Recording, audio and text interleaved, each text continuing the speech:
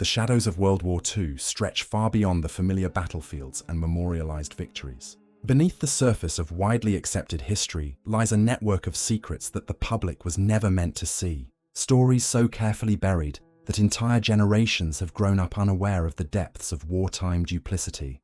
Hidden treaties, abandoned military strategies, and covert operations intersect with moral ambiguities that challenge the conventional narrative of heroism and villainy. In the crumbling archives of Berlin, Moscow, Madrid, and Washington, investigators uncover redacted files and missing correspondences that hint at deals struck behind closed doors.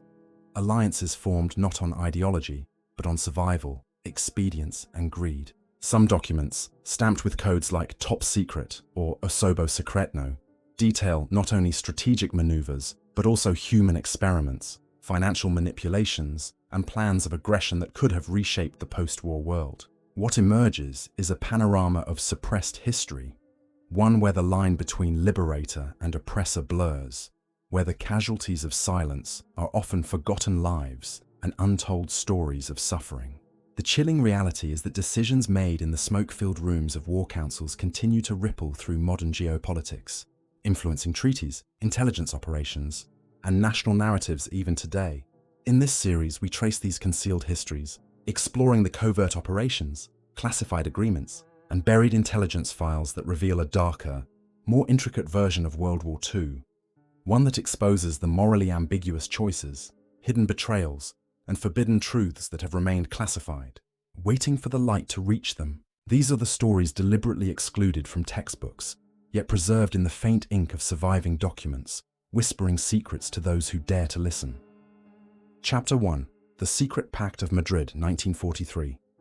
In the spring of 1943, Madrid's streets carried a tension that was nearly invisible to the casual observer, but palpable to anyone involved in the labyrinthine world of wartime diplomacy. Beneath the facade of neutral civility, an intricate web of clandestine communication pulsed between the offices of Franco's intelligence ministry and operatives of the German Abwehr. The document that would later be labeled Gestapo File Number 17 lay hidden in the bowels of Madrid's central archive, wrapped in layers of misfiled correspondence and Vatican-mediated memoranda. It outlined a pact codenamed Operation Eclipse, a covert agreement permitting Germany to establish refueling stations along the Canary Islands. The plan, carefully disguised as agricultural trade and shipping agreements, was designed to support U-boat operations across the Atlantic, ensuring that submarines from bases in occupied France could maintain patrols far from Allied detection. The logistical complexities were staggering. Fuel reserves were shipped in unmarked tankers. Timing of convoy arrivals was synchronized with meteorological reports from neutral Spain, and a covert communications system using coded radio transmissions ensured that neither Washington nor London could fully intercept or interpret movements. British SIS intercepts, later discovered in MI6 archives, hinted at unusual cargo transfers, yet public knowledge of these operations was suppressed for decades to avoid destabilizing Spain's precarious post-war alignment. The Pact's architects, Abwehr colonels, and Francoist intelligence officers documented each transfer with meticulous care. The files describe clandestine landing zones in Tenerife and Gran Canaria, detailing supply depots carved into volcanic caves, guarded by Spanish officers under the pretense of anti-smuggling operations. Every page conveys the tension of a war fought not with open confrontation, but with shadows. Messages encoded in newspaper classifieds, naval movements masked under routine fishing schedules, and U-boat captains trained to communicate only in dead-drop signals. Intercepts show that Allied intelligence was aware of these activities, but strategic choices were made to monitor quietly rather than disrupt, preserving leverage for post-war negotiations. The pact ensured that even as Allied convoys crossed the Atlantic in daylight, a hidden supply chain fueled a persistent and deadly threat in the shadows of neutral ports. Documents from the German side reveal detailed accounting of the U-boat deployments, noting supply shortages, repair intervals, and even the covert transfer of experienced crew members to extend patrol durations. A striking element emerges. A series of coded annotations marked Vatican approved, suggesting that the Holy See played a mediating role, ensuring plausible deniability for Franco, while simultaneously offering a conduit of communication that evaded Allied scrutiny. This delicate balancing act underscores the moral ambiguities of wartime alliances, where neutrality could be manipulated into tacit complicity. The files also hint at payments in gold and rare Spanish commodities, including citrus and high-grade minerals, to sustain the operations, payments that bypassed formal banking channels to avoid detection by Allied auditors. These financial arrangements were meticulously redacted from public records, leaving historians to rely on fragmentary evidence, survivor testimonies, and intercepted communiques to reconstruct the network. The human toll of Operation Eclipse was neither fully recorded nor acknowledged. Sailors aboard Allied convoys that fell victim to the refueled U-boats were listed as casualties of combat, yet internal notes in Abwehr reports indicate these deaths were anticipated and, to some extent, accounted for in the operational risk assessment. The moral calculus behind such planning, treating human lives as expendable variables, remains deeply unsettling, revealing the cold pragmatism that underpinned clandestine agreements. Within Madrid, Spanish officers documented the arrival and departure of German submarines with bureaucratic precision. Yet personal diaries and clandestine letters uncovered decades later speak of unease and quiet resistance among those coerced into compliance. The tension between duty, survival, and conscience pervades every paragraph, illuminating the shadow of complicity cast over a nation ostensibly neutral. By mid-1944, as the tides of war began shifting decisively against the Axis, the files indicate frantic adjustments to the Pact. Alternative ports were scouted, emergency extraction plans drafted, and sabotage contingencies prepared in anticipation of Allied encroachment. A fragment of correspondence from Abwehr headquarters, smuggled to Swiss intelligence, mentions concern over potential leaks that could compromise post-war arrangements. Here, the intertwining of espionage and diplomacy becomes particularly stark. The Pact was not merely about fueling submarines, but about preserving leverage, ensuring that Spain remained a negotiating partner whose allegiance could be subtly guided in the uncertain aftermath of total war. In the shadows, officers calculated probabilities, assessed risks, and navigated moral grey zones that would remain hidden from public view for generations. Even after the war, the secrecy persisted. Madrid's archive holdings were selectively sanitized, and surviving officers who testified at post-war tribunals omitted critical details, often under instruction or implicit threat. Only in the late 20th century, through painstaking cross-referencing of Spanish, German, British, and Vatican records, did historians begin piecing together the contours of Operation Eclipse. The recovered documents, now viewed under modern forensic archival techniques, reveal not only a sophisticated logistical network, but also the unsettling human dimensions of wartime neutrality exploited for strategic gain. The Canary Islands' hidden caves, the unmarked tankers, the coded transmissions, and the silent officers all point to a war fought in a dimension largely invisible to the public. A war of shadows, where ordinary geography was transformed into a battlefield, and the moral compromises of nations were traded in whispers. The Secret Pact of Madrid 1943 exemplifies this reality, a meticulously planned, morally ambiguous, and strategically consequential operation, whose details were deliberately suppressed, offering a sobering reminder that history, even in its most documented era, always has hidden corridors where truth lingers, waiting to be illuminated. Each recovered file, every fragment of correspondence, and every surviving testimony paints a stark picture of a conflict fought not only with weapons but with secrets, and a world in which neutrality could be weaponized with lethal effect. The story of Operation Eclipse endures as a testament to the shadows of war, revealing how decisions made in secrecy reshaped the course of history in ways still felt today, long after the headlines faded and the guns fell silent. Chapter 2: America's Forgotten Biological Weapons Division. In the early months of 1944, hidden beneath the unremarkable hills outside Frederick, Maryland, a facility operated in near-total secrecy, its existence known only to a select cadre of Army officials and scientific personnel, the codename Operation Whitecoat appears sporadically in War Department memos, its full scope obscured by redactions and euphemistic references to medical experimentation and disease defense research. The documents, preserved in the National Archives but sealed under decades of classification, describe experimental programs that drew heavily on intelligence obtained from Japanese Unit 731 officers who had fled the ruins of Manchuria. Roosevelt's cabinet, aware of the program, approved the use of undocumented immigrant recruits and conscientious objectors in carefully controlled field tests designed to measure susceptibility to aerosolized pathogens, ranging from Bacillus anthracis to attenuated strains of botulinum toxin.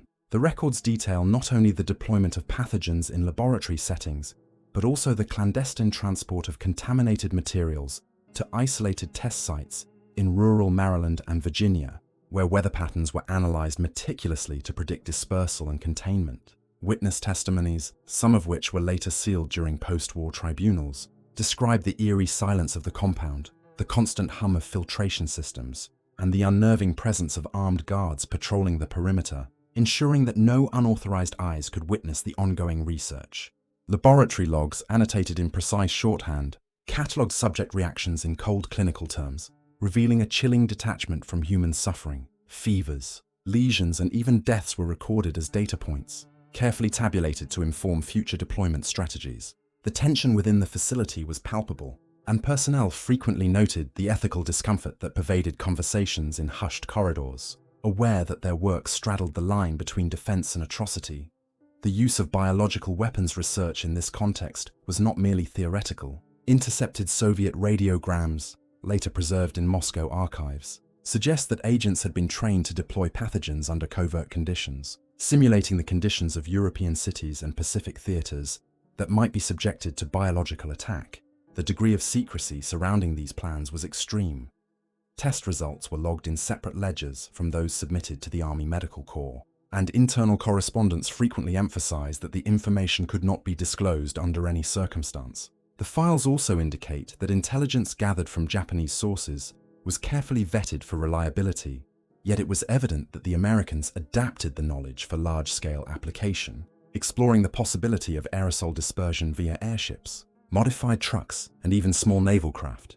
The meticulous planning extended to contingency measures in case of accidental exposure, including decontamination protocols, emergency quarantines, and discreet cremation procedures for affected subjects. A fragment of correspondence from a senior officer notes the irony of creating lethal weapons under the guise of humanitarian defense. "We train to protect, yet we must know the cost if protection fails," he wrote in understated language, hinting at the moral calculus at play. Beyond the technical and operational aspects, the human dimension of Operation Whitecoat emerges as profoundly disturbing. Recruits, often unaware of the full extent of the experiments, were subjected to controlled exposure regimes, their physical and psychological responses meticulously logged. Diaries, smuggled out decades later, describe the fear, confusion, and occasional rebellion of participants, whose health deteriorated in subtle ways that sometimes went unnoticed by supervising scientists. The medical staff themselves were divided. Some justified their work as critical to national security, while others expressed private doubts about whether the ends could ever justify such means. Correspondence between officers and scientists reveals a consistent tension between the desire for empirical rigor and the ethical implications of deploying potentially lethal pathogens. Yet, despite these concerns, the program expanded, with additional facilities established in the isolated regions of the Appalachian Mountains and satellite sites in the Midwest. Each new site replicated the procedures and secrecy of the original Frederick compound, creating a network of experimentation that remained invisible to the public and even to much of the military bureaucracy. As the war drew to a close, efforts to obscure the program intensified. Files were redacted, experimental data was partially destroyed, and key personnel were reassigned to other projects with instructions to remain silent.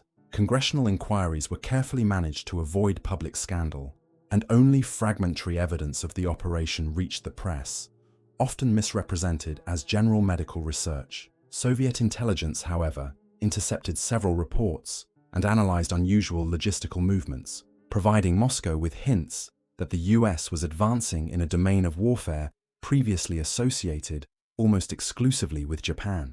These intercepted documents, still declassified today, illustrate the scale and ambition of the operation. The United States was not only capable of replicating Unit 731's experiments, but potentially improving upon them, creating a repository of knowledge that would inform the Cold War's nascent biological warfare strategies. Internal communications underscore the dual purpose of the program: immediate wartime preparedness and long-term strategic advantage, reflecting the pervasive tension between moral responsibility and geopolitical necessity. Environmental and technical details further accentuate the secrecy and sophistication of the operation. Laboratories were designed with negative air pressure and high-efficiency particulate filters, their hallways illuminated by cold fluorescent light that reflected off stainless steel surfaces. The staff wore protective suits that rendered them anonymous, their movements recorded only in logbooks that were later classified as restricted. Test chambers were equipped with intricate aerosol dispersal devices, climate control systems, and observation ports, allowing scientists to monitor subjects without physical interference. Field sites, often camouflaged in dense forest or atop isolated hills, replicated urban conditions to simulate potential deployment in enemy territories. Nighttime observations included the use of infrared lamps, wind studies, and dispersal modeling, all conducted under the constant threat of exposure. Every detail, from equipment calibration to personnel movement, was meticulously planned and documented, producing a paper trail that survives in partial form only because of redundant record-keeping designed to safeguard institutional memory rather than public accountability. Operation Whitecoat, despite its initial secrecy, had ripple effects that extended far beyond its physical sites.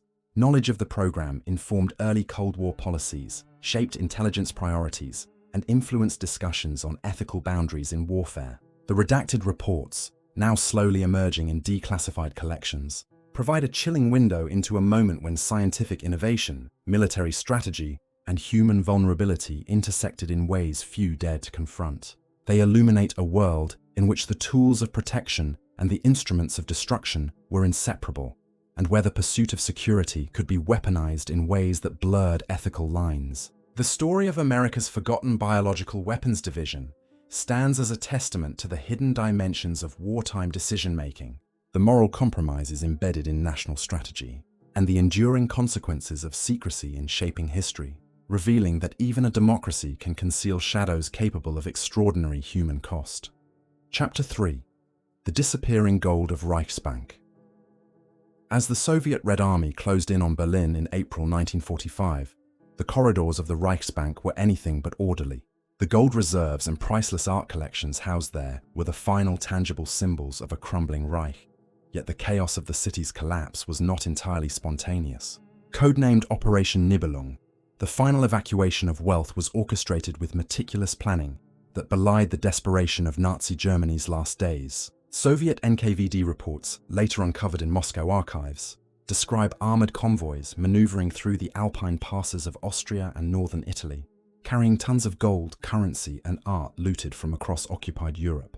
These movements were coordinated with the Gestapo and remnants of the SS, with orders signed by Reichsbank officials still loyal to Hitler's vision of post-war survival and potential resurgence. The convoys were rarely documented in official Nazi records, and when they were, the entries were coded with arcane annotations such as "transport secured for future directives," masking the true nature of the cargo. Allied intelligence reports captured fragments of these operations, including intercepted communications noting unusual rail traffic, armored transports bypassing scheduled routes, and concealed storage facilities hidden in caves, abandoned castles, and rural monasteries. Eyewitness accounts, often coming from local villagers or coerced railway workers, describe convoys arriving under the cover of darkness, guarded by men stripped of insignia and armed with automatic weapons. These armored trucks were loaded and unloaded with precision, yet they left no consistent trace, disappearing into forests and mountain valleys that had been scouted months prior. The wealth transported was staggering. Hundreds of tons of gold bullion, stacks of foreign currency, priceless artworks, jewelry, and other valuables stolen during the occupation of France, Poland, the Low Countries, and the Balkans. Internal communications between Reichsbank officials and SS logisticians reveal a careful categorization of assets, including priority designations for gold versus art, and contingency plans in case of Allied interception. Some notes, later redacted in post-war records, explicitly instructed personnel to destroy any identifying documents if capture seemed imminent, a practice that contributed to the enduring mystery surrounding the fate of these treasures. American OSS units, particularly the 10th Mountain Division, intercepted fragments of the shipments, yet reports indicate that much of the gold never reached Allied hands. Internal memoranda reveal that portions of the Reich's wealth were deliberately diverted to secret post-war channels, funds that would later support early NATO operations and other clandestine initiatives. Stalin, fully aware of the looted assets promised to him at Yalta, demanded explanations for the lost treasure, leading to tense diplomatic exchanges that remain partially documented in Soviet archives. The missing billions became the subject of shadow investigations, coded correspondence, and speculative intelligence reports, which often contradicted one another due to deliberate obfuscation and the compartmentalized nature of wartime record-keeping. Even decades later, partial recovery operations yielded only fragments of the Reichsbank's total holdings, leaving the bulk unaccounted for and spawning numerous theories about hidden vaults, secret accounts, and prearranged transfers to sympathetic or opportunistic nations. The operation itself illustrates the sophisticated logistical capacity of the Nazi regime, even in collapse. Rail networks were commandeered.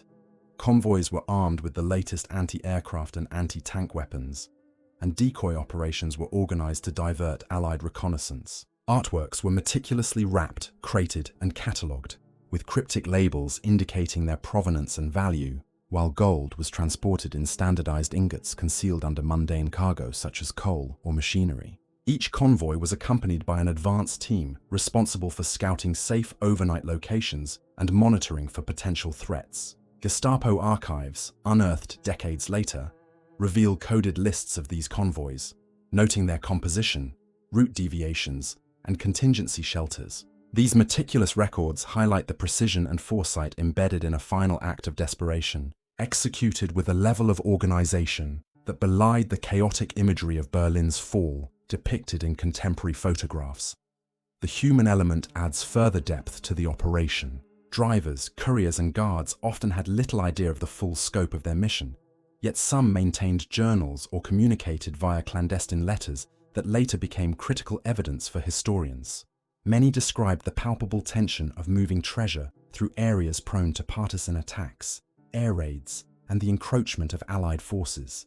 Some accounts note night fog and snow blanketing Alpine passes, creating an almost surreal environment in which heavily armored vehicles crept along mountain roads, headlights dimmed, and engines muffled to avoid detection. Villagers too contributed to the operation's concealment, either through coercion or complicity, storing cargo in barns, caves, or abandoned estates under threat of execution. Every layer of the operation combined military precision with secrecy and fear, resulting in a complex shadow network that ensured the Reich's assets vanished from immediate Allied control. As decades passed, historians and treasure hunters pieced together fragments from international archives, including Austrian municipal records, Italian police reports, and Swiss bank ledgers, to trace the trajectory of the missing wealth. Yet inconsistencies remain.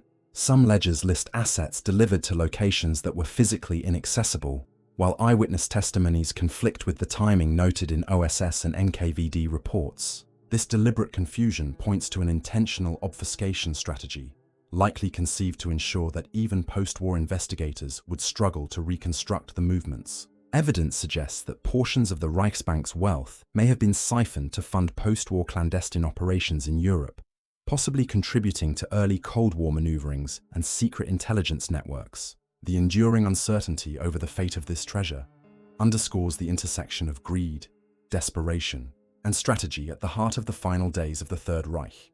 The disappearing gold of Reichsbank reveals a multi-dimensional story of secrecy, logistics, and moral ambiguity. It illustrates how the collapse of a regime did not mean the disappearance of its capacity for planning, manipulation, and survival. Every armored convoy, secret vault, and redacted ledger represents a calculated effort to preserve power in the shadows, and the lingering mystery of missing billions serves as a testament to the unseen forces shaping the immediate post-war landscape. The chapter provides an unflinching look at the mechanisms of concealed wealth transfer, the complicity of multiple actors, and the enduring consequences of secrets too dangerous to fully disclose, reminding us that the final days of World War II were not only fought with weapons, but also with gold, art, and the human capacity for concealment, greed, and strategy on a monumental scale. Chapter 4. Stalin's aborted invasion of Western Europe. By early 1945, Even as the Allies celebrated the impending end of World War II, the Soviet High Command was drafting contingency plans that could have plunged Europe into yet another catastrophic conflict. Buried deep within the classified Soviet military archives, under the designation Osobo Sekretno, lie the blueprints for Operation Thunderstorm, a massive Red Army offensive designed to sweep through Poland and into Western Europe. The plans, meticulously documented on aged, yellowing paper, depict columns of T-34s and KV-85s poised along the Oder River, poised for an unprecedented advance into the Rhineland and Paris. Strategic divisions, some still battle-hardened from the brutal Eastern Front, were assigned precise routes, supply caches and staging points. Rail networks, once used to ferry troops westward, were evaluated for maximum logistical efficiency, and fuel depots were established in hidden Polish villages under the supervision of NKVD operatives to ensure security and secrecy. Codename annotations, often scribbled in red pencil, indicate the highest level of operational secrecy, and certain pages bear the stamp of Stalin himself, confirming his personal awareness and tacit approval of the plan. This was not a hypothetical exercise, but a fully actionable blueprint for conquest, designed to capitalize on the vacuum created by the retreating Wehrmacht and the fragmented Allied positions in Western Europe.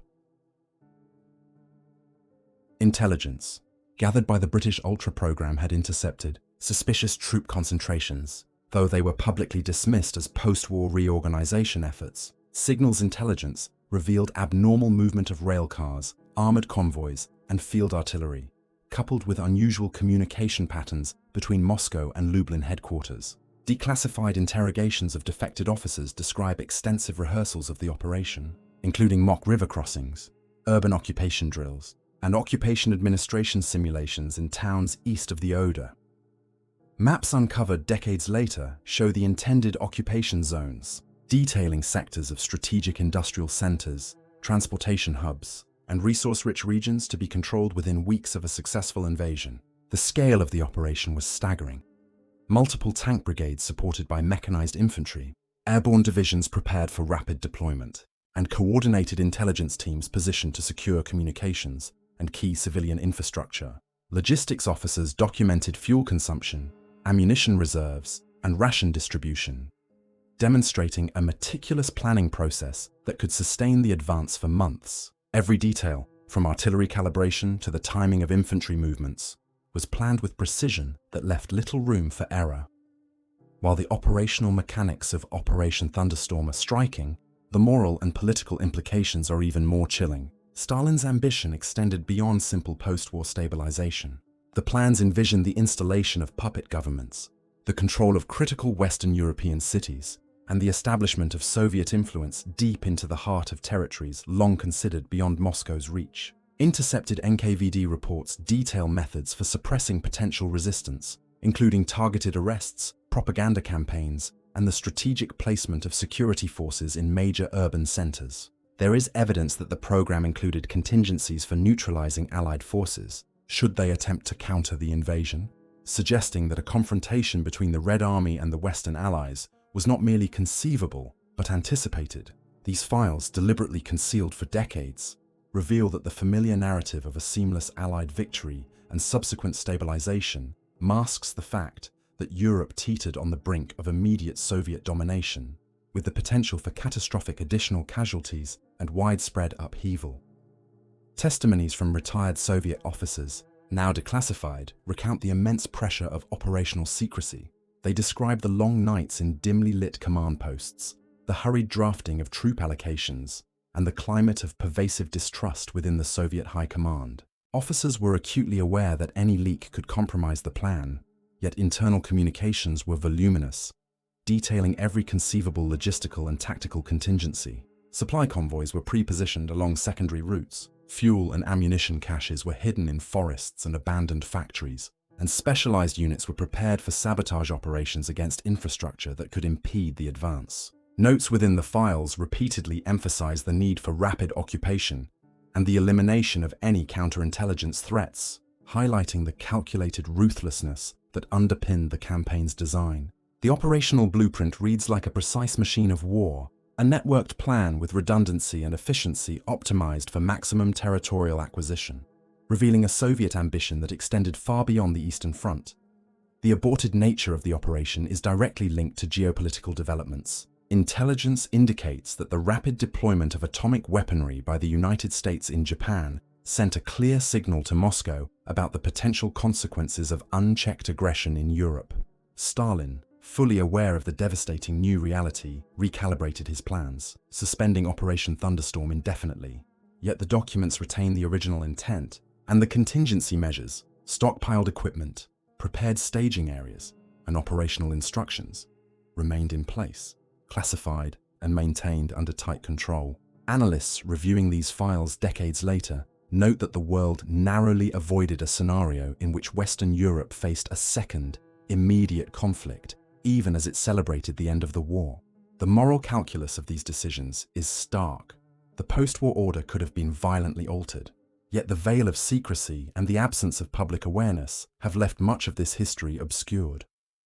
The physical details of the operation planning are equally haunting. Maps are annotated with precise movement vectors, the estimated duration of river crossings, and terrain assessments including soil stability, forest density, and urban population estimates. Artillery emplacements were plotted with grid references to cover anticipated approaches, and logistical tables specified the tonnage of food, fuel, and ammunition required for each advancing corps. Communications plans involved a combination of wired telegraph lines, radio transmissions coded in sophisticated ciphers, and the use of couriers trained in cryptographic protocols. Observations noted wind patterns, seasonal weather conditions, and river levels, each affecting troop movements and the feasibility of mechanized operations. Archival photographs, often taken surreptitiously by field photographers, show sprawling formations of tanks and trucks lined up in eastern Poland, shrouded in early morning fog, conveying both the scale of the planned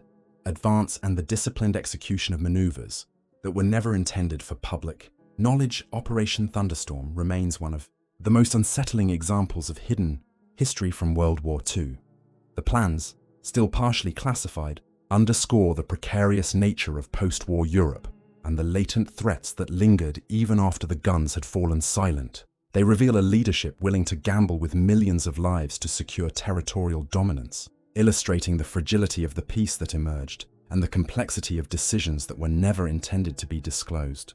Stalin's aborted invasion of Western Europe exposes a shadow layer of wartime strategy, a hidden ambition that could have rewritten the map of Europe, and a suppressed narrative that reminds us how close the continent came to another catastrophic conflict, entirely concealed from the public eye for decades. Each page of these files conveys a haunting reality. The line between liberation and occupation is often drawn not on battlefields alone, but in the secret chambers of power where decisions are made beyond scrutiny, with consequences that echo for generations. The shadows of history are never fully illuminated, and the truths hidden in classified files from World War II continue to cast long, silent echoes over the present. From the clandestine corridors of Madrid to the secretive laboratories in Maryland, from the vanishing convoys of Reichsbank gold to Stalin's unrealized plans for Western Europe, these buried stories reveal a world where human ambition, moral compromise, and secrecy intersected with devastating consequences. Each recovered document, intercepted transmission, and redacted ledger tells a story not of valor alone but of power, calculation, and lives treated as expendable variables in games of strategy and survival.